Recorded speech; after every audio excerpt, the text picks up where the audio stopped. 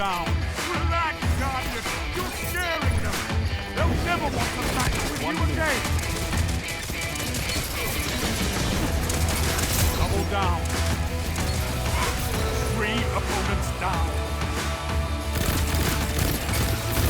By a team that fights together, stays together. 2 for 1. Your advantage grows. Stay strong. 3 opponents down.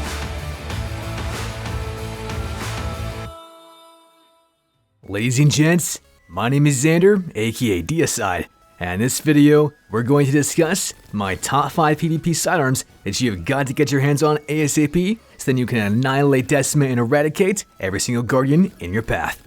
Pretty much what this list is going to entail is not only the weapons that are going to be monsters in PvP, but it's going to look at their TTK stats, their base stats, their perks, as well as how to get them and the roles that you guys should be looking for. However, before we get into all that jazz, what you have to understand is that this list is not, I repeat, not looking at exotic weapons, aka the Rat King or the Devil's Ruin, nor is it looking at year 1 weapons that might be considered for this list, such as say the Vision or the 18 Kelvins. Those beautiful beasts that I just mentioned are powerful just the same, but rather what I wanted to focus on is I really wanted to look at farmable weapons or year 3 weapons so then we can really get our hands on these in a fairly easy manner.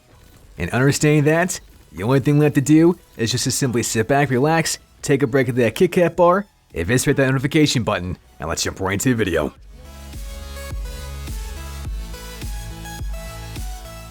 Arriving in the number 5 spot is a sidearm that's just brand spanking new, and it's called the Breachlight.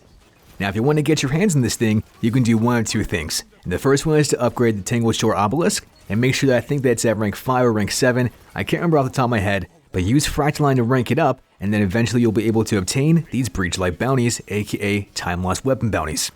You can keep doing that over and over again, and you'll get plenty of these Breachlights no problem whatsoever. But the second way in which you can get this thing is by linking the Tangled Shore Obelisk to the Sundial, and then just simply completing Sundial runs, and then bada bing bada boom, you're going to have your hands on some fantastic Breachlights that just might be a god roll. As to what that god roll might be, well, if you're just so lucky enough, you might get your hands on the one that I happen to have, and that's the one that you just so happen to see right there on screen, which has multi-kill clip, demolitionist, drop mag, extended barrel, is an aggressive burst weapon, has a handling masterwork, and a counterbalance mod. Not only is this roll going to have some superb high lethality with multi-kill clip and drop mag, but it's also then going to replenish our grenades very quickly. And so you're probably wondering, okay, well, how lethal is this thing really? You probably already noticed that this thing is then doing 45 per crit and 33 per body.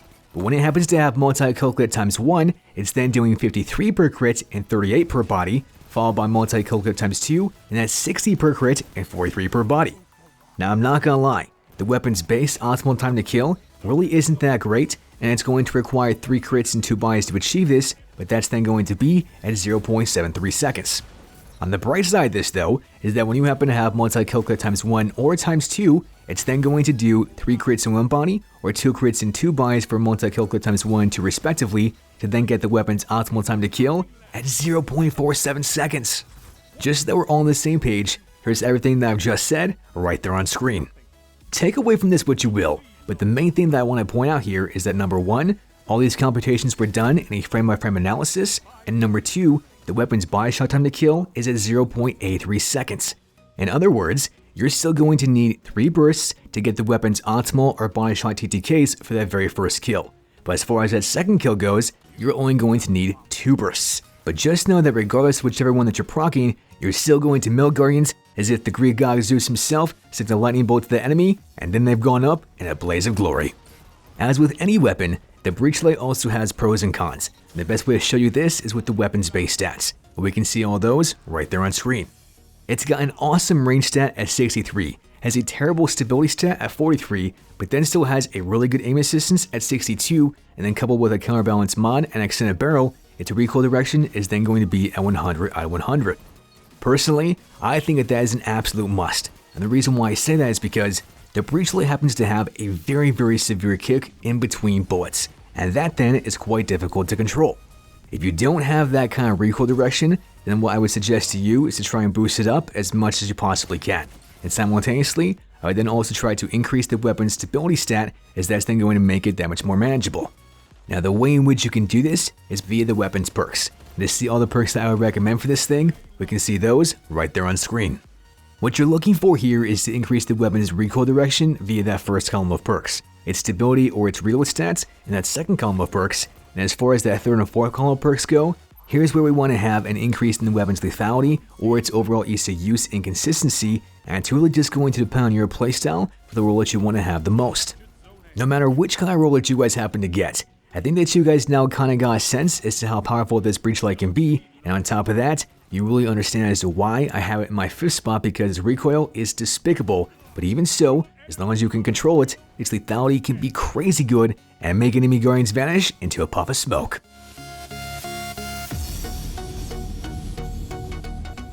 Appearing in the number 4 spot is a kinetic sidearm known as the Lonesome, and the way in which you guys can get your hands on this thing is simply by completing Gambit Prime matches. If RNG just so happens to be on your side, then you might happen to get a spectacular god roll, and one such roll is the one that I happen to have, and you guys can see that right there on screen. It's got kill clip, rapid hit, ricochet rounds, extended barrel, is a precision frame weapon, has a stability masterwork, and a backup mag mod. The main reason as to why I adore this sidearm is because it's got some great synergy between all these perks, and the first one being rapid hit and kill clip. With rapid hit, not only am I going to increase my stability, but simultaneously I'm then going to increase my reload speed. And in association with this, that's then going to help me proc kill clip that much faster, getting a very high TTK. As to what that might be, you ask? Well, my friends, that is a spectacular question, and so by now, you've probably already noticed that this thing is then doing 57 per crit and 41 per body. Despite that, when you happen to have kill clip proc, it's then doing 75 per crit and 54 per body. With the weapon's base time to kill alone, the weapon's optimal time to kill really isn't that great, as it's only at 0.7 seconds. But what I will say is that it's actually quite easy to obtain that, as the weapon then needs 2 crits and 2 bodies to get it. On the flip side of this though, when you happen to have kill clip proc, the weapon then only needs 2 crits and 1 body to get the weapon's optimal time to kill at 0.47 seconds. This means to you that when the Lonesome happens to have kill clip proc, it can still do the exact same thing as what the Recluse can do with Master of Arms proc and get that same optimal time to kill at 0.47 seconds. And with this information, I would certainly say that it can compete with the Recluse, but hey, that's just me, so let me know what you guys think about that down in the comment section below. Just so that we're all on the same page, you guys can see that information that I've just said right there on screen. And the 2 things that I want you to take away from this is that once again, all these computations were done in a frame-by-frame analysis, which is why you happen to see that rate of fire at 257.14, but also note that the weapon's body shot TTKs really isn't that shabby either at 0.93 seconds and 0.7 seconds respectively. If that wasn't enticing you to already use the Lonesome, something else that might intrigue you even more to use it is the weapon's base stats. And might I add that these base stats are incredible and spectacular, and we can all see these stats right there on screen. It's got a base range stat at 62, but with the perks that I happen to have, it's then going to be at 77, and following this is the weapon's stability at 68, and last but not least is the weapon's aim assistance, which is crazy at 86, and the weapon's recoil direction at 100 out of 100. Remember that this Lonesome is classified as a precision frame weapon, and that then means that its recoil is already 80% vertical, and with its recoil direction on top of that, it's going to be literally just up and down non-stop 24/7. That is superb news to hear, as this thing is not only going to be able to range guardians at sometimes even hand cannon ranges, but at the same time, it's going to land those crits very effectively, and that's because the weapon's shot rhythm is that freaking good. Now to really make this weapon land all of its crits, what I would recommend to you is looking for some great perks in that first and third columns. And to see actually all the perks that I recommend, we can see those right there on screen. In that first column, the main objective here is to increase the weapon's recoil direction to be at 100 out of 100. But the second column, its goal is to either increase the weapon's range or to increase the weapon's stability stat and reload stat simultaneously.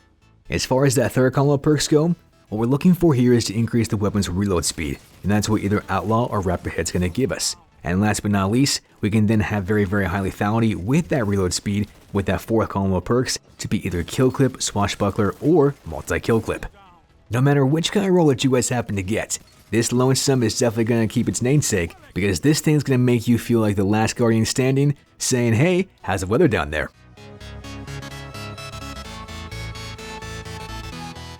Making itself known in the number 3 spot is a sidearm that many of you associate with the Sturm, and it's called the Tring.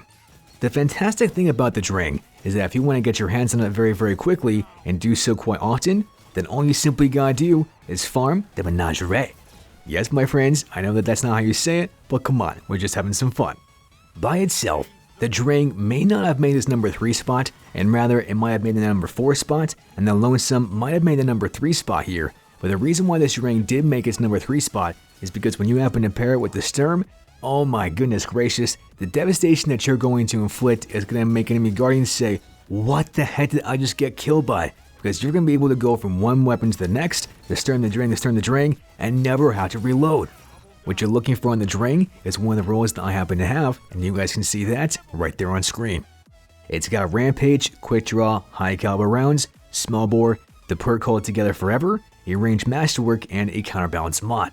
Remember, the perk Together Forever always comes on the Tring every single time, and that's why it pairs beautifully with the Sturm, and that's also what allows them to never have to reload, because as soon as you happen to get one kill with one weapon, the other reloads itself, and vice versa. Now the reason why I love this specific Tring so much is because number 1, it's got Quick Draw, and that's then going to allow me to swap to the Sturm very quickly. But number 2, it's also got High Caliber Rounds, and thus I can flinch enemy guardians, and number 3, it's then got Rampage, and that Rampage is then going to allow me to then get multiple kills more easily, and thus get more powerful rounds back into my Sturm. To kind of get a better understanding of what I mean by this, what I want to show you next is the Tring's TTK stats, not just by themselves, but with Rampage times 1 and Rampage times 2. What you're going to notice is that the weapon's optimal time to kill is still at 0.6 seconds every single time, and might I add, that's very effective. But you're also going to notice that what's going to happen as you get more kills is that even though it's not increasing, the TTK is getting easier and easier to get with less crits and more bodies. Also note that even if you happen to get body shots, the weapon's body shot TTK is still very good at 0.8 seconds. And once again, this is the exact same thing as what Spare Rations is at precisely the same optimal TTK. Now if you were to ask me, one of the biggest strengths about this Tring is the fact that it's got a fantastic shot rhythm, and if you increase the weapon's range, it's going to have some very good bullet magnetism, and that's then going to give you a very good chance to get more crits and thus more bullets back into the magazine to then overcharge the Sturm. To really see this, I want you guys to see all the weapon's base stats right there on screen. And with the range value at 63, that is exceptional. But the weapon's stability is even better at 71, and last but not least, the weapon's aim assistance at 70, and the weapon's recoil direction at 95 due to that plus 15 of the Counterbalance mod.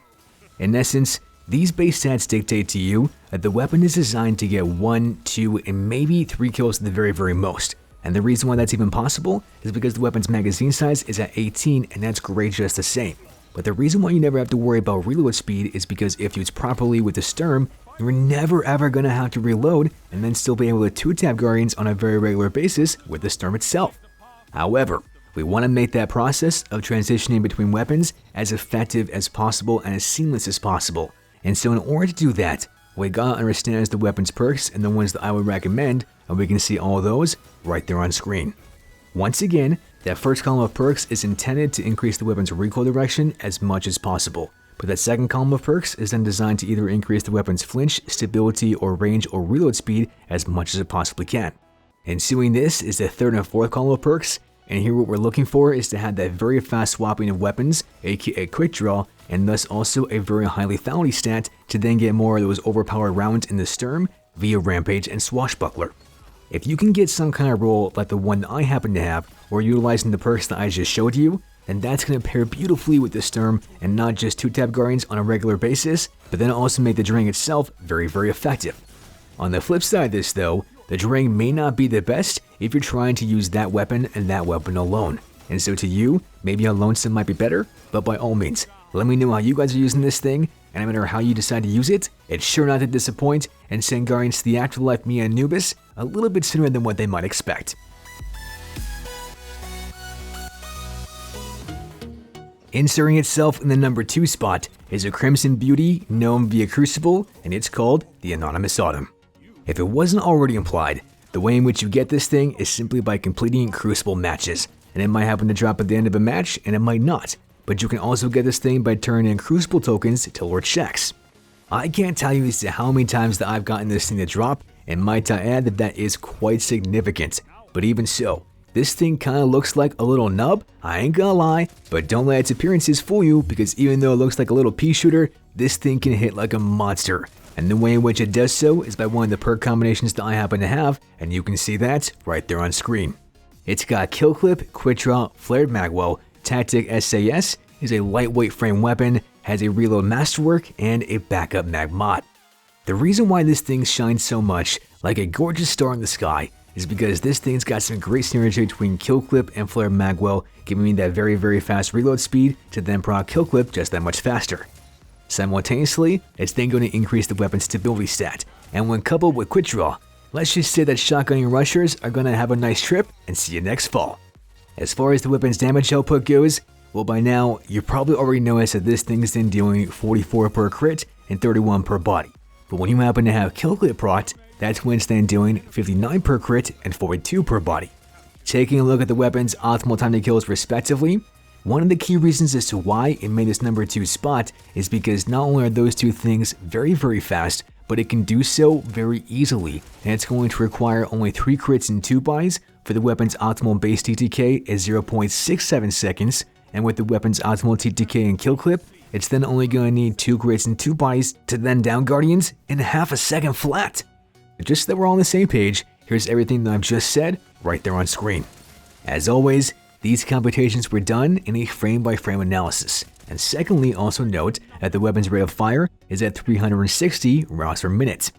You may not realize it now, but when you use this thing in PvP, that is extremely fast, and you're going to be able to fire the entire magazine faster than what you might think, and probably in the blink of an eye. And that's also then what allows me to believe that this thing is so great, is because its shot rhythm is then catering to that kind of rate of fire. To get a little bit of a better perspective as to what I mean by this, we can see all the weapon's base stats right there on screen.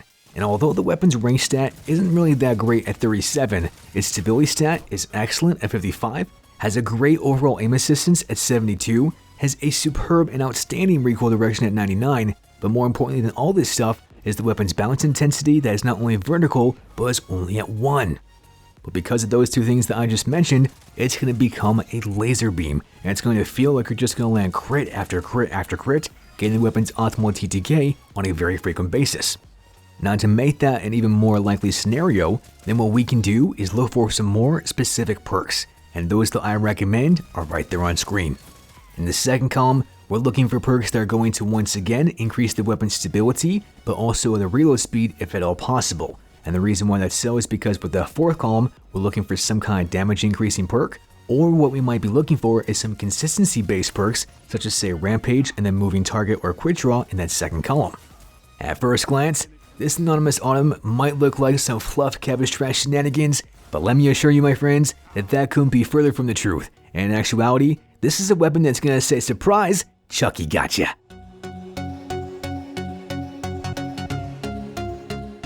At long last, we finally have our number 1 sidearm, and that beauty is something that the Jedi might use for when the Empire strikes back, and it's called the Last Hope.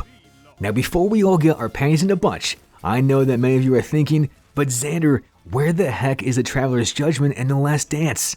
To you I say that the reason why those things didn't make the list, and although in their own right, they could have made this number 1 spot, the reason why the Last Hope did over those two things is because this Last Hope has better perk combinations. Now we'll get into more of that within just a couple of seconds, but for right now what you gotta understand about the Last Hope is that the Last Hope is a world drop. And so what this means is that you can get it from defeating a simple dreg, or more specifically, legendary engrams. In the meantime, what you probably already noticed is that this thing is then doing 33 per crit and 20 per body. Furthermore, it's also got multi-kill clip, and so for multi-kill clip times 1, this thing is then doing 38 per crit and 24 per body, but for multi-kill clip times 2, it can then do 43 per crit and 27 per body. As with the Traveler's Judgment and the Last Dance, this Last Hope still has one of the best and actually is the best optimal time to kill of any sidearm in the entire game at 0.5 seconds, and it needs 6 crits to obtain that. But what it also happens to have is an even better TTK with multi-kill clip, and it can be at 0.43 seconds. Just so that we're all on the same page, here's all the information that I've just said right there on screen. And once again note that all these computations were done in a frame-by-frame analysis. Also note that the weapon's body shot TTK for that first kill is despicable at 1.1 seconds, but the weapon's body shot time to kill with multi-kill times 1 or times 2 is at 0.8 seconds, which is the exact same thing as the spare rations for its optimal time to kill. Even with the Last Hope's outrageous time to kill factors, a second reason as to why that this thing made the number 1 spot is because of all of its exceptional base stats. We can see all of those right there on screen. No matter where you look, almost every single one of these stats is significantly above 50, and the only one that's just slightly below that is the weapon's range, only at 46. But even so, the weapon's stability, 92. The weapon's aim assistance, 75. The weapon's recoil direction, 100 out of 100, followed by the weapon's bounce intensity, which is only vertical and has a minor 7 factor to it. With the weapon's stability stat, recoil direction, bounce intensity, and aim assistance all being so high and low respectively, that then dictates that this thing's shot rhythm is going to be oh so juicy, spicy, and crispy in so many ways that you're going to probably land crits for what seems like eons. Fortunately for us, we can then have some great rules in this thing that are then going to increase those crits that much more frequently. And to see all the perks that I would recommend, we can see those right there on screen. As far as that second column of perks go, if you can get high caliber rounds, that's ideal as it's then going to increase the flinch significantly. When looking at the third column and fourth columns respectively, here we're looking to have some kind of perks that are then going to increase the weapon's reload speed or its overall bullet magnetism, or the weapon's overall lethality or consistency. And no matter what kind of roll that you guys happen to get, that kind of perk combination is what you're looking for. Maybe such a guy roll that you're looking for is like the one that I happen to have, and it's got multi-kill clip, rangefinder, ricochet rounds, control SAS, is an adaptive frame weapon, has a reload masterwork, and a counterbalance mod. Diaslayers, I'm going to try and send you as much RNG luck as I possibly can so then you can get a roll like this or one that's going to fit your playstyle even better, and the sooner that happens, the better it is as well. Because let me assure you that this thing right here is going to make enemy guardians a little bit salty.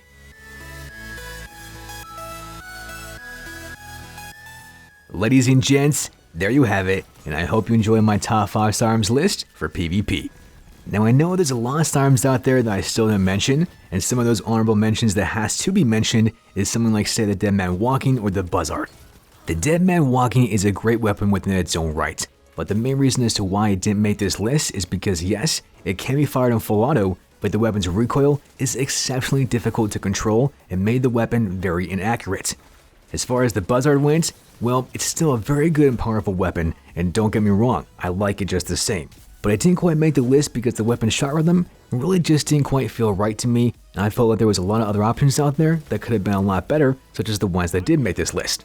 And having said that, by all means, let me know what you guys think about that down in the comment section below, as well as whether or not you agree or disagree and the Sidearms that you would have included in this list instead of the ones that I did. Is this top 5 list kind of what you were thinking, or were you thinking about something a little bit different? And no matter what you guys say, you always know that I'm going to respect your opinions, and that is something that I can guarantee. Lastly, be sure to watch the newest, check the latest, and share a comment like on social media because you are the greatest. That's much all I've got for you right now, Diaslayers.